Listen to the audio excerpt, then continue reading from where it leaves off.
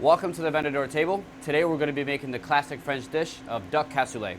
Something really amazing about this dish is that it was created in the late 1300s in southwest France, but every region of France has their own version of it. It's just a giant bean casserole, almost stew, that consists of a lot of different parts of the animal. In this specific one, we're going to be making it with duck and pork, and we'll specifically show you how to source break down an entire duck, use it to make the stock, and then basically use it to make the entire dish from start to finish. Okay? Felt good, right? Yeah, that felt good. Yeah, okay.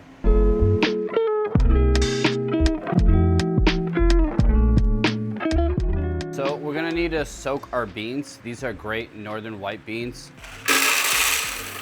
into our container, and then we'll do 2 full quarts. Cool. So this is a Peking duck. It's not to be confused with a Peking duck. Peking duck is a Chinese method, and I'm sure you guys have seen what a Peking duck looks, right? The entire thing ends up being brown. The skin is incredibly crispy. This is a Peking duck. There's a breed of mallards that actually came from China a long time ago into the US, but now they just breed like crazy all over the East Coast, predominantly in Long Island. So another name that it has is the Long Island duck, and then also the white American Peking duck. It's so important that you know where you're getting your product from and how the animal actually lived its life, but also trying to utilize as much of the animal as possible is such an art and a skill set that has kind of been lost over the years. And so a part of what we really like to focus on is bringing in whole animals as much as we can and then utilizing it from head to toe. So I'm super excited to kind of show you guys how we're going to be incorporating this duck into the cassoulet. I'm gonna cut underneath the neckline, make a small incision here on both sides. A lot of it is just super fatty. I'm just gonna open up this cavity, and you can see right here, I'm just gonna take my scissors and cut right through the neck bone, and then cut right underneath it to kind of dislocate it. So we're gonna end up using this entire thing.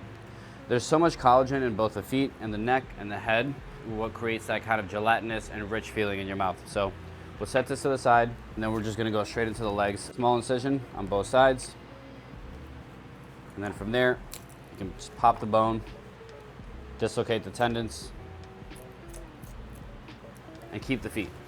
This right here underneath the stomach is all fat that's very delicious and really great to utilize. And we're going to basically render out all this fat to be able to make our confit and to just cook the overall dish. And so I'm just gonna make a small incision here, almost like a V going to the center, exposing these legs. Now I'm gonna grab it from here, and I'm going to basically pop the joints out on the back of the legs to really expose them. I mean, it is a whole bird, right? It's got all of its organs, it's got its liver, it's got its heart, it's got its kidneys, the stomach, and so we're gonna be taking all that and basically utilizing it in the dish. And just doing our best to keep everything intact. We're just gonna go ahead and pull this liver out without damaging it.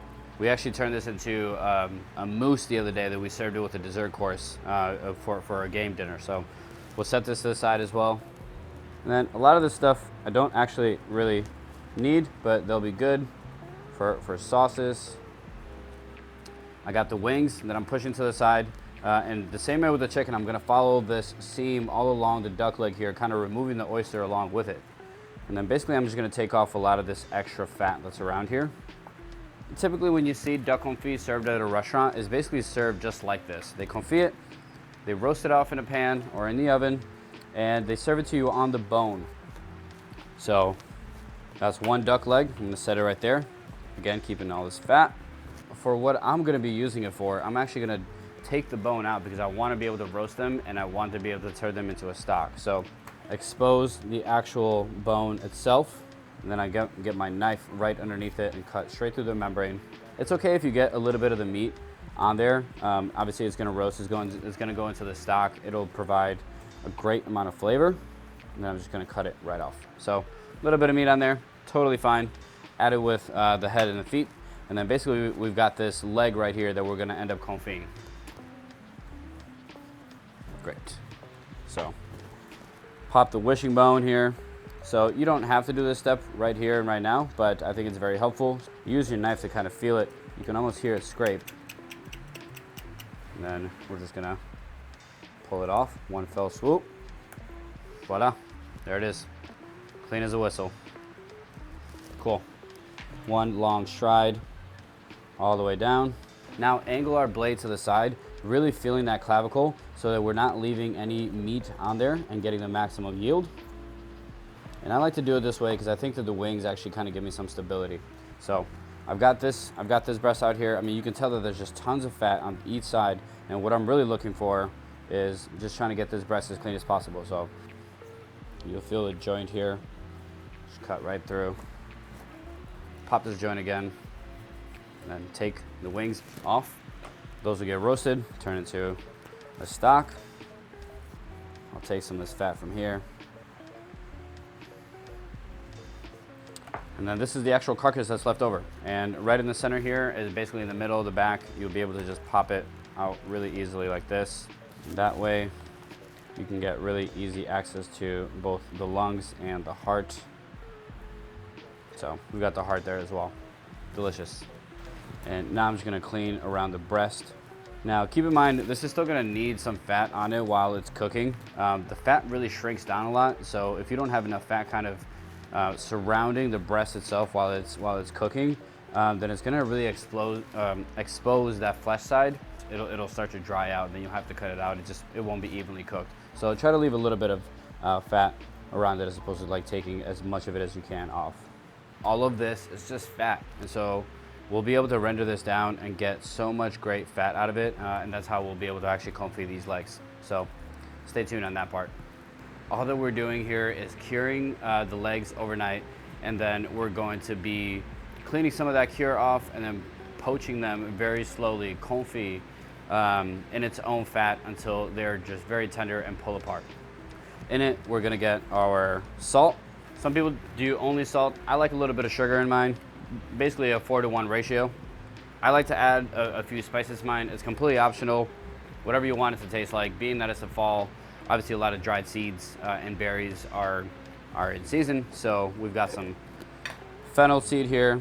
We'll also put in some juniper, which is one of my favorites, and I really just don't get to use it enough throughout the year, so as much as I can. And then of course clove.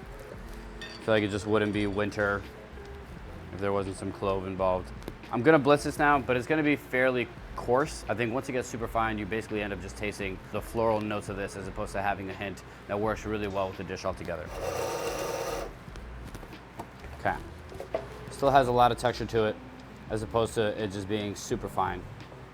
So next we're going to take our duck legs and just place them directly onto a sheet with a rack on it and sprinkle them very, very liberally with salt. Some of you might look at it and say, Jesus, that's so much salt, but it really, really needs it, and then it's such a crucial part of this. So we're gonna go ahead and place it all over it. So obviously this is seasoning the duck, but at the same time, it's going to tenderize it. And salt has a couple of properties, one of them being that it's hydrophobic, meaning that it draws out a lot of the moisture from this, and that's why this is on a rack. If this were not on a rack, you'd come to see this tomorrow and it would just be flooded with its own waters, which kind of defeats the purpose at that point. So we're gonna pop this in a fridge overnight, and then we'll wash some of this off depending on how much is left over, and then we'll take them straight into this duck fat that we're gonna render out tomorrow.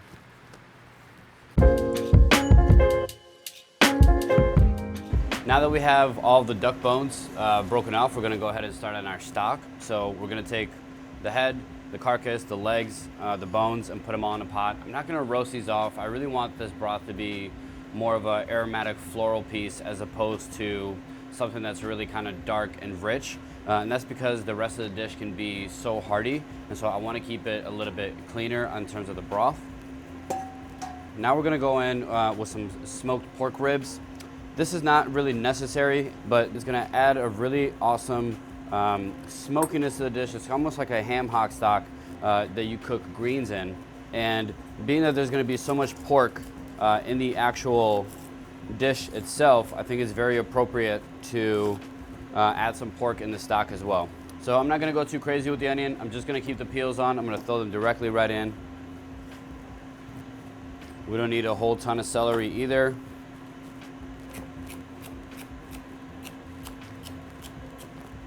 We're gonna peel our carrots, and then large chunks again. So we've got some parsley, we've got some rosemary, and a little bit of thyme as well. We've got about 7 cloves of garlic right here. Throw them in whole. And then this is the part where I'm gonna add in a few aromatic spices, cardamom, juniper, clove, black pepper, and I want this to kind of mimic what went into the cure for the duck legs as well, so it really starts to tie in the entire dish together. So a couple of pods here, a couple of pieces of clove. It's very intense stuff, so you don't need much. The black pepper is kind of what I do the healthiest amount of, 20 pieces, a couple berries of juniper as well. And we'll add in a few bay leaves as well. Now we're just gonna fill this up with water. I wanna be very gentle with this stock overall. So I'm just gonna get this basically to a scald and then turn the heat off really low. And then we're only gonna keep this on for about 8 hours as opposed to the traditional like 12 or overnight. The next step is to get our duck fat rendering. This is what we're gonna use to confit our legs. It'll take a couple of hours, so we really wanna get this going as quickly as possible. And all of this is just from one duck. I mean, it is just so much fat that these things have on them. Now, I'm gonna get a little bit of water in here just to kind of get things going. That water will evaporate and it'll basically kind of deep fry itself until it's all rendered out. So these are the duck legs that we cured yesterday. So some people just leave the entire cure on. I'm gonna rinse it off and then we'll get the oil hot that we just rendered and place it over it. So just make sure to use cold water and it'll come off pretty easily. And you can tell that the skin on this has really started to firm up quite a bit. I've got a third pan here. So we're gonna take these and place them directly in. And then I'm gonna take this duck fat that we had from earlier and I'm just gonna pour it over it directly. So as you can tell, they're completely submerged. You can even save this after. So you don't have to throw this fat away. Use it to saute things like in place of oil. It'll be absolutely delicious. I'm just gonna add on rosemary and a little bit of thyme. And then I'm just gonna crush a couple of cloves of garlic. When I think of confit, I mean, it tastes like garlic and salt and a roasted duck leg. So I'm just gonna make sure that it's fully covered and that there's nothing coming out of it. There's definitely nothing going in it. If you have a pot that's got a lid on it, that works just fine too. So again, this is gonna go in the oven now for 2.5 to 3 hours. We'll check it around the 2-hour mark just to see how far along we are. It's boneless, so it should happen a little bit quicker. And this is gonna go in at 275.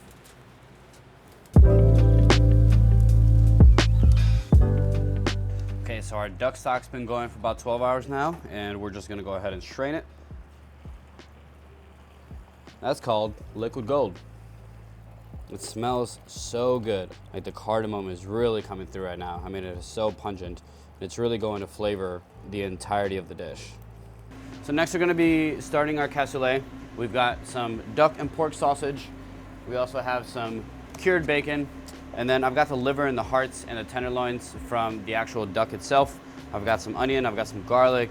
I've got some of the duck fat that I'm gonna cook everything in, and then obviously the beans. And our confit is going right now, so right about halfway through, I'll be able to pull them out as they're getting done, put them on top, and get them nice and crispy. So right now I'm just gonna melt a little bit of this duck fat that we had reserved. We're gonna go in low and slow and get a nice sear on this pork and duck sausage here.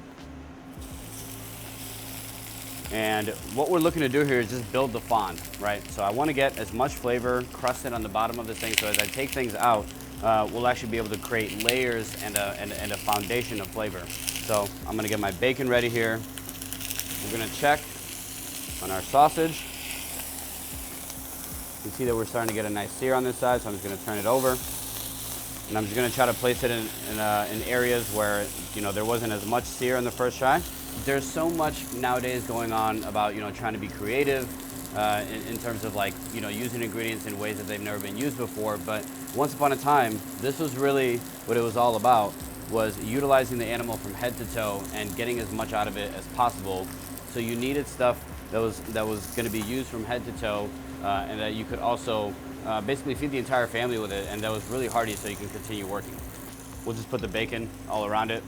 And at this point, we're rendering the bacon. We're not hard frying it. It's gonna get to a point where, you know, it becomes nice and crispy, but that's because in the same way that like the duck skin is rendering over there and cooking in its own fat, the same thing is happening to this here. The way that I look at this, or the way that I think about this, is almost like you're creating a bouillon, right? If you can get this flavor concentrated at the bottom, by the time that you deglaze, whether it's with wine or water, it's basically going to reduce and really flavor it, right? And so we're recreating that exact same thing here. So our sausage has a really nice sear on both sides. I'm gonna pull it off and then just transfer it into the oven just to finish cooking. So we're gonna let our bacon just keep going here until it gets super crispy. So I'm gonna take the liver, duck tenders, and we've got the heart as well. I'm just gonna add them to this bacon that we're cooking off here. Not only are they absolutely great for you nutritionally, they're absolutely delicious, and it ultimately tastes more like the animal, which is the whole point of this thing, is really trying to incorporate as much of the animal into this thing as possible. Give these all a really nice mix here.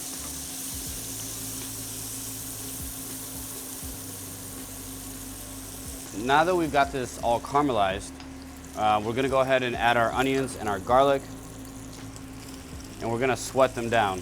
I will not be draining off any of the fat in this dish. You know, people think of as fat as like this word that has such a negative connotation to it, but animal fats are actually very good for you, and obviously in moderation. But not only are they absolutely delicious, but they're very good for you at the same time. And so we're just gonna give this a little bit of a seasoning with salt. As this sweats down, it'll help to kind of deglaze that pan, and again, just reduce the flavor and make it that much more intense. So we're gonna let this go for a few more minutes until everything is nice and softened. In the meantime, we are going to make a sachet. So here I've got some cheesecloth. I'm gonna add in a few of the spices again. Clove, I've got a few black peppercorns, and I've got some juniper berries, a sprig of rosemary, and a sprig of thyme. And as you can see, there's a common theme here. We're using a lot of the same ingredients in different ways throughout the process. That way, basically everything comes and shines through. I'm gonna get our beans in now. These were soaked overnight, and as you can tell, they've basically just grown in size. They've really soaked up a lot of that liquid.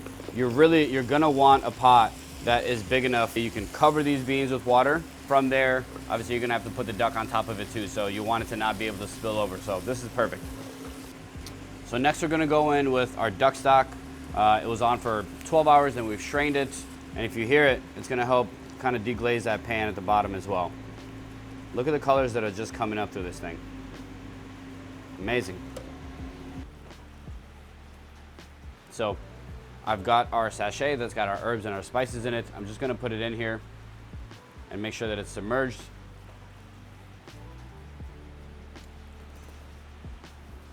So the last thing that we're gonna be doing before putting this in the oven, I've got my pork and duck sausage here that I'm gonna add directly to this pot to finish cooking. So now that we're at this simmer, I know that the entire thing is super hot. I'll just be able to put a lid directly on it, transfer it to the oven, and then we're gonna go in at 350 to 400. I like starting a little bit lower, and then if I really want to you know, kind of get that caramelization, then I'll take the lid off towards the end and raise the temperature a little bit to kind of get that crust. But that'll happen once our duck confit is inside of here as well. So it's been about 2.5 hours and our duck confit is ready. So you can basically tell by just puncturing right through it. I mean, it is really just so tender. So now we're gonna take it out of this, put it directly into our cassoulet, and then rip it up to 400 so we can get that nice crust on top of the cassoulet and get a really nice kind of caramelization on the duck as well.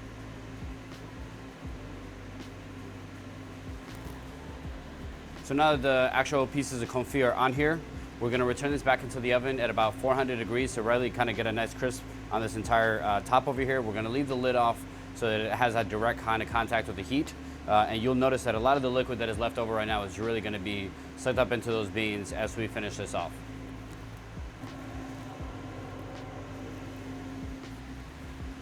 Holy, I wish that you guys could smell this.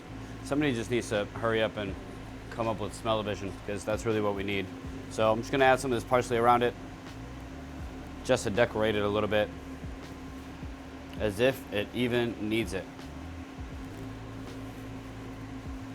I cannot wait to dig into this thing.